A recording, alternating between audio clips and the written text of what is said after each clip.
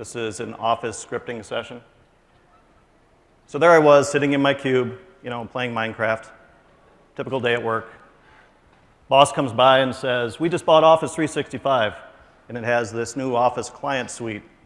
Need you to figure it out, get it deployed. 10,000 seats, I want it done by next week."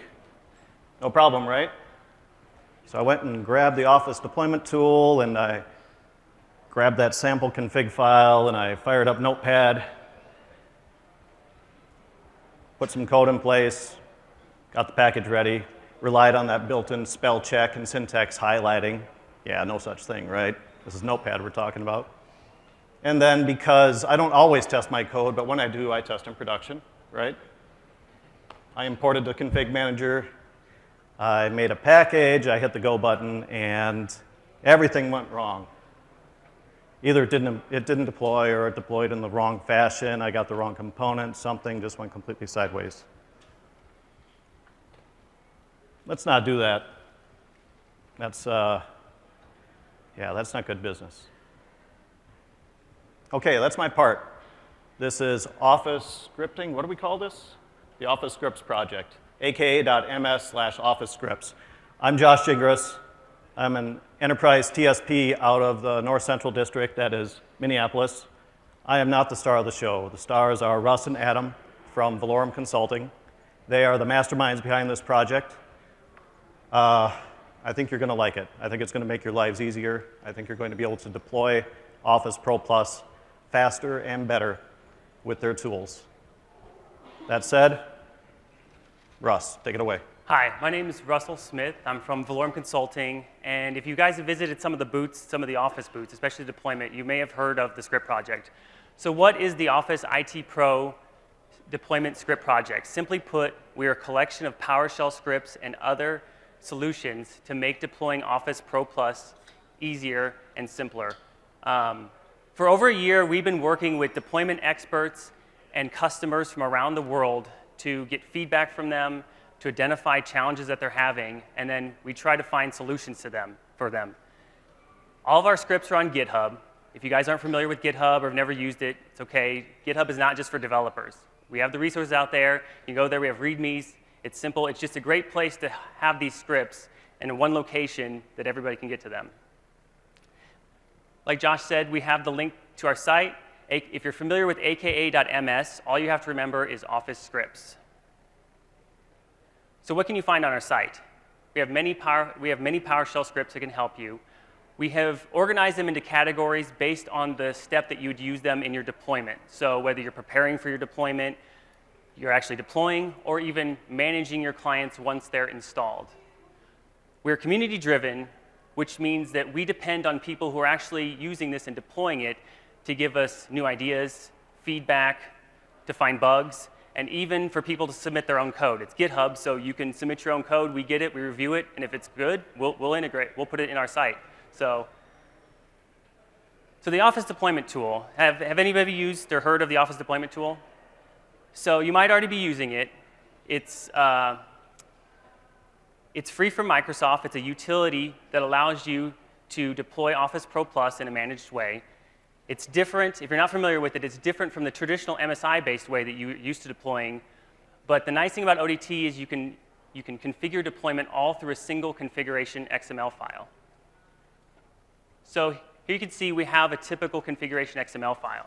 So you can see we have added Office 365 Pro Plus Retail.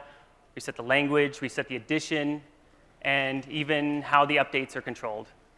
You can even control how the installer works. So you can see display level is set to full, so the user will see the interface, they'll see the progress. If you set it to none, then it'll be completely silent install. Oops. Sorry. So having that level of control is great, but what if something goes wrong? So you can see we've run the setup with the configuration XML, and we've gotten this error. And if you read the error, you can see it says, is your internet working? Do you have enough disk space? And there's even an error code. So if this is the first time you've seen this error, what you're going to do is you're going to say, is my internet working? Do I have enough free space? You're even going to look up that error code. You may spend a couple of hours troubleshooting, researching, trying to fix this error, only to find It's a miscapitalization in ID. It's like frustrating. So you spend 2 hours troubleshooting this, and you have a case-sensitive XML file. So one of our solutions to this problem is we've created a configuration XML editor. So it's a completely web-based GUI interface.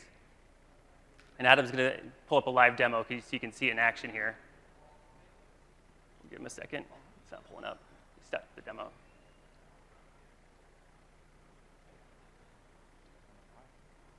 Bear with us a second here.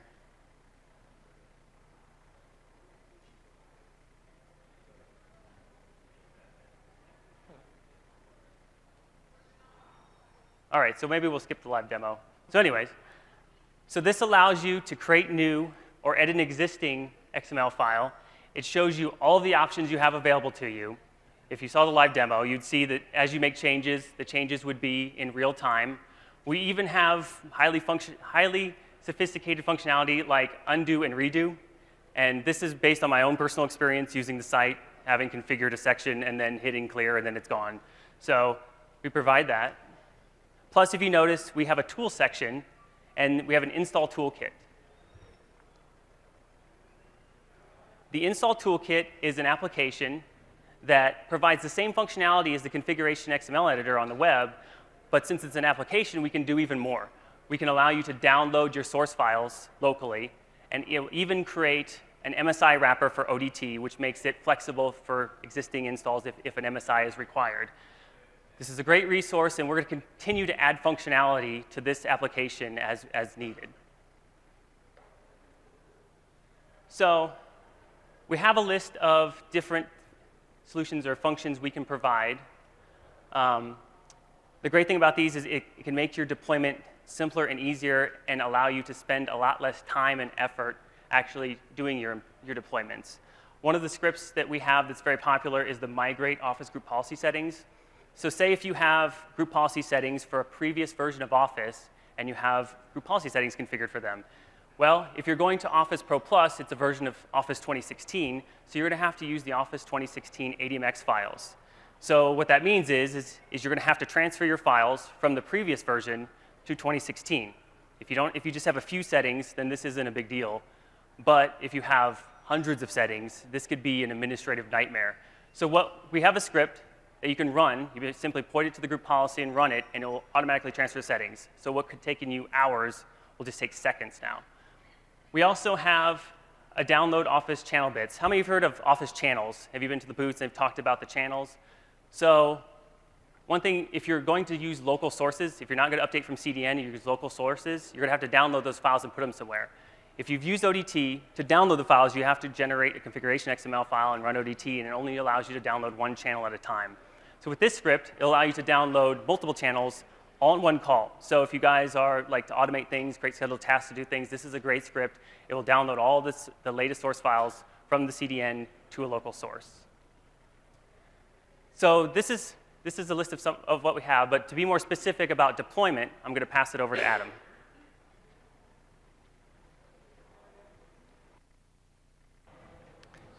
All right, can everybody hear me? Yeah, mic check. Thanks, Russ. My name is Adam. I also work at Valorem Consulting. And I got to be really careful about how much time I spend up here speaking to you guys. I tend to get a little excited when I start talking about PowerShell and all the different deployment solutions that we've come up with.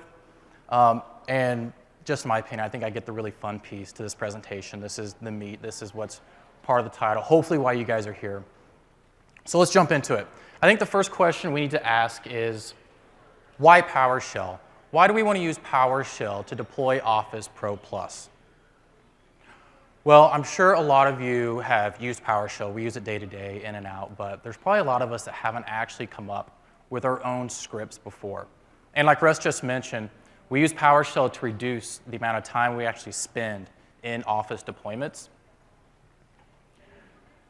And we have to come up with a way to make sure that these scripts are going to run not just in one environment, but in all environments, small, large, complex, diverse. PowerShell is going to give us the agility that we actually need to do this. So how do we do it? How do we make PowerShell work in everyone's environment? Well, first off, the scripts are modular. So every script has its own unique job and its own purpose, but we can piece these scripts together. We use them to work together, and when we do that, we can programmatically come up with a complete automated deployment solution. And this is where we get into it. So, like Russ mentioned before in the XML editor, I wish you guys could have seen how we go through and just click buttons and create these configuration files. One of the very first challenges when we talk about deploying Office Pro Plus is creating these configuration files. Now, if we want to use things to standardize deployments like the XML editor, that's great. It's going to save you a ton of time, a lot of headaches, and you're going to get it right 100% of the time without worrying about formatting errors and things like that. What if we want to take it one level further? Let's say we want to, we're going to make these dynamic deployments. We want to make sure that users get everything that they have installed, and that passes over into the migration, the actual upgrade that we say we're giving them. So what we do is we have this script, and this is our solution to dynamically creating these configuration files. It's called generate-odt configuration XML. And by just giving it a target file path, that's where the file is going to be saved to, and we specify a language. Now there's a few other parameters for languages. You can specify all system languages, just Office languages, user profile languages. But for this example, we're going to say all in-use languages. And it compiles a configuration file based on what's already installed on that system. So we can see on the system we ran this on, it had English, Spanish, Korean languages. We had 32-bit, even found Visio on there. They added all the languages to those products and saved it in that file path that we told it in that temp directory. This is how we reverse engineer the way that we generate configuration files. So if you have a diverse, a complex environment, and you have offices in other cities, organizations, everybody speaking different languages, this is how you're going to reduce the amount of time that it's going to take you to create all these different configuration files, and the script's going to take care of that hard work for you.